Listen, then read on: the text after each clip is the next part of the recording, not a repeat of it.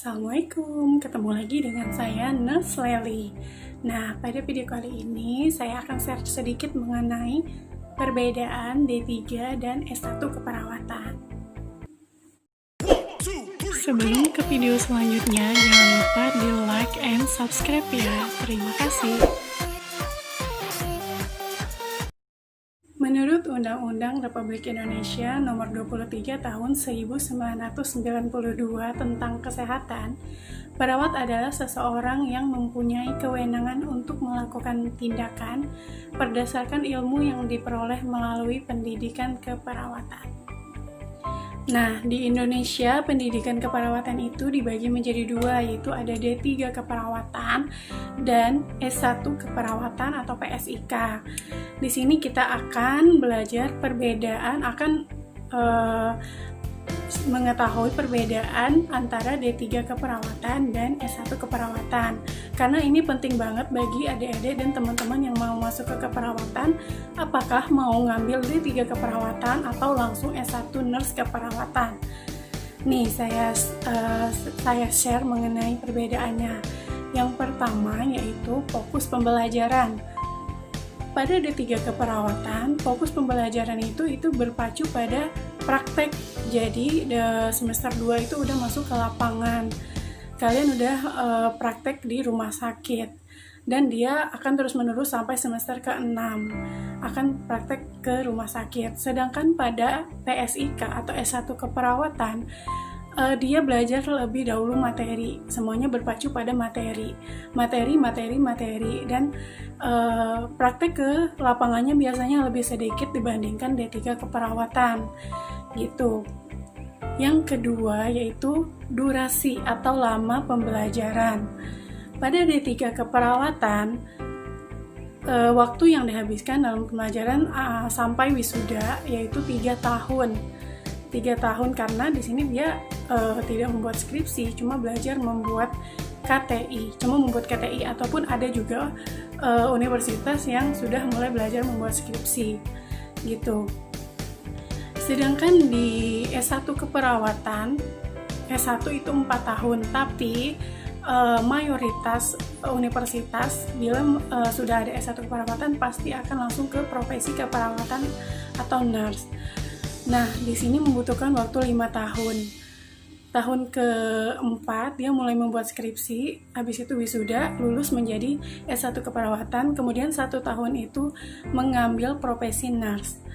Nah, mengambil profesi nurse itu selama 1 tahun kalian akan praktek di lapangan sesuai stase-tasenya gitu.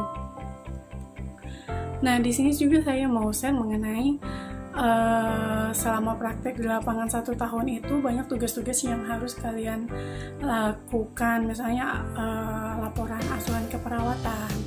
Jadi biar kalian lulus dari S1 nurse keperawatan itu lebih langsung terjun ke lapangan, tidak kalah juga sama D3, kalian udah lihai dalam praktek gitu guys. Jadi waktunya 5 tahun.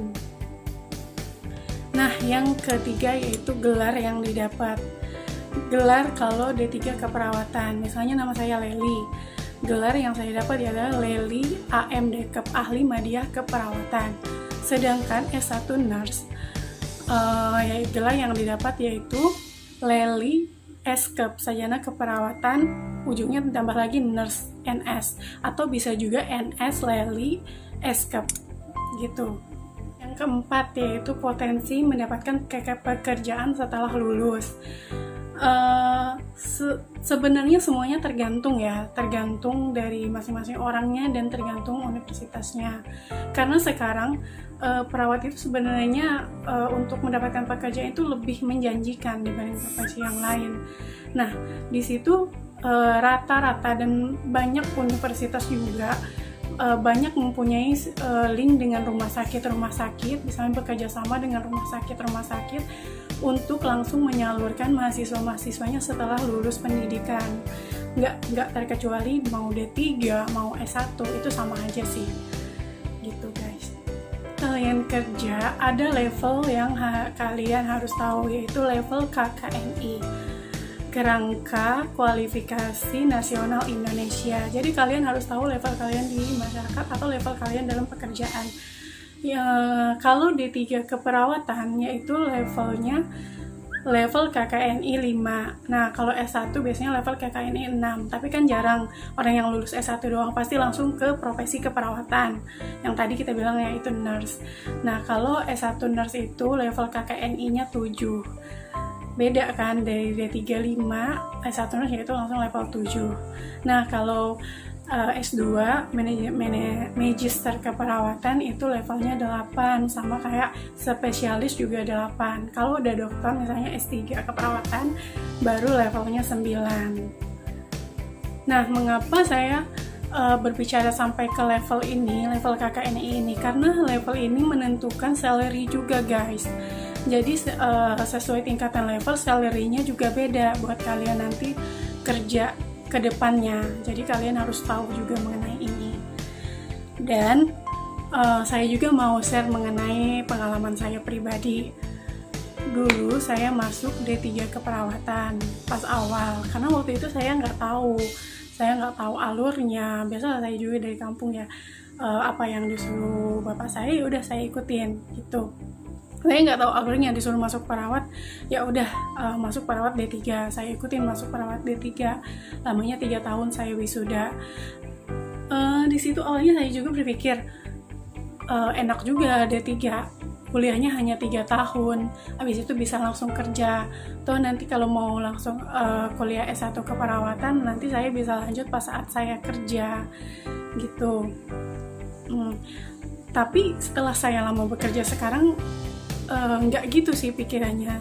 Justru melihat teman-teman yang udah lulus S1 keperawatan, itu enaknya langsung ngambil S1 keperawatan. Nah, waktu 2 tahun dibanding D3 dan S1 kan cuma berbanding 2 tahun. Itu tuh bukan waktu yang lama kok.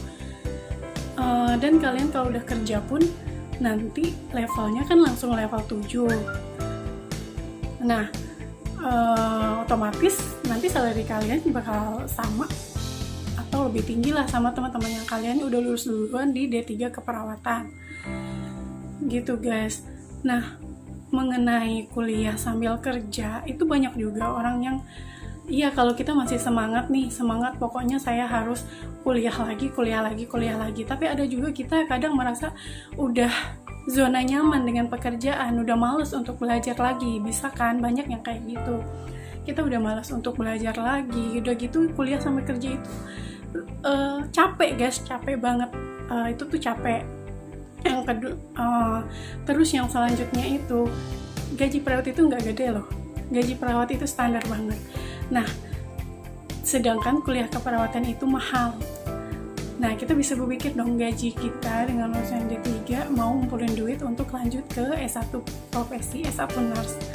Itu kadang nggak cukup. Otomatis kita bakal minta lagi ke orang tua. Nah, kita yang udah kerja mau minta lagi ke orang tua, malu kan rasanya. Iya, kalau misalnya orang tuanya yang super masih ada lah, masih cukup. Tapi kalau saya sendiri, saya malu untuk minta lagi uang kuliah ke orang tua. Saya pengennya saya sendiri. Terus kemarin saya dapat kesempatan untuk lanjut kuliah lagi, dan itu rumah sakit tempat saya bekerja maksudnya mendukung banget, dan teman-teman tempat saya bekerja pun mendukung. Saya dikasih waktu untuk bekerja lebih sedikit waktunya, dan teman-teman saya juga ada yang menunggu saya sampai datang. Misalnya pada saat profesi keperawatan itu kita 1 tahun kan praktek di luar, misalnya praktek di rumah sakit luar, sedangkan kita sambil kerja nih. Saya praktek dari pagi misalnya ke Jakarta, karena saya kuliahnya di Jakarta. Nah, pagi saya bangun jam 3:30. Bayangin dong, saya bangun jam 3:30, saya siap-siap nunggu busway ke Jakarta, busway yang pertama. Habis itu jam 7 di sana harus sudah datang kan.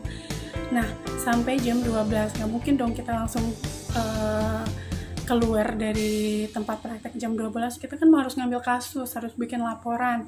Masih kita nyicil dulu tuh, ngambilin data. Misalnya bisa keluar jam 1-an. Sedangkan saya masuk kerja jam 4. Jam 4 itu pun ada teman saya yang menunggu sampai saya datang. Terus kita masuk aja jam 4, jam 9, jam 8 sebenarnya udah pada selesai, tapi nggak akan mungkin kita sampai pulang dari rumah sakit tempat kita kerja jam 8 kan, pasti jam setengah 9, jam 9, bisa-bisa kalau lagi sibuk banget di tempat kerja, bisa jam 10 kita keluar. Nah, sampai di rumah kita harus ngerjain tugas pada saat profesi perawatan itu banyak banget tugas yang harus kita buat, dan itu kita ngerjain tugas sampai jam 12, mentok-mentok jam 1, karena saya nggak tidur sama sekali. Jadi jam 1 tidur, jam setengah 4 udah bangun lagi. Jadi setiap hari selama 1 tahun itu tidur cuma 3 jam.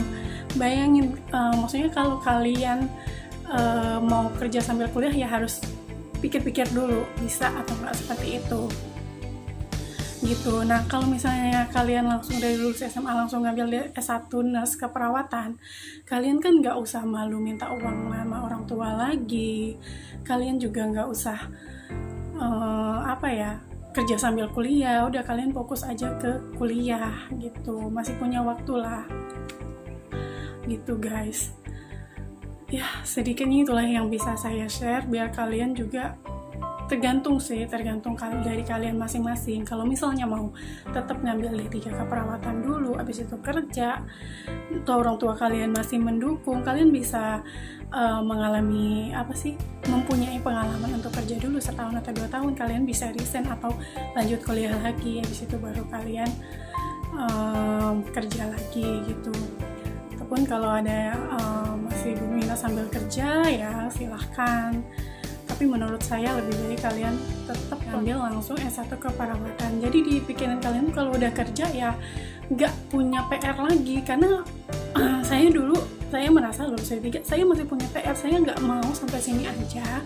Saya tetap harus lanjut kuliah sampai S1 keperawatan. Nah, di rumah sakit pun ada level-level jenjang karir seperti PK1, PK2, PK3. Kalau misalnya D3 keperawatan itu kita nggak bisa naik sampai PK4, cuma mentoknya di PK3. Nah, kalau misalnya kita udah S1 bisa sampai PK4. Bagi kalian, ini sih kalian bakal ngerti kalau misalnya kalian udah di dunia kerja gitu. Itu aja sih saran dari saya. Karena saya orangnya nggak mau sampai sini aja, saya masih mau lanjutkan.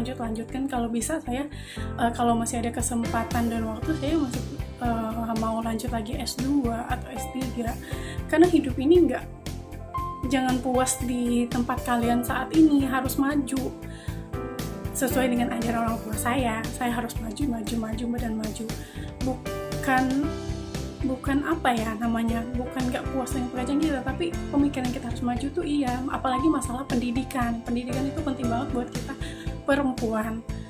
Walaupun nantinya kita dapat suami dan kita kerja di rumah, tapi ilmu itu nggak akan hilang kok.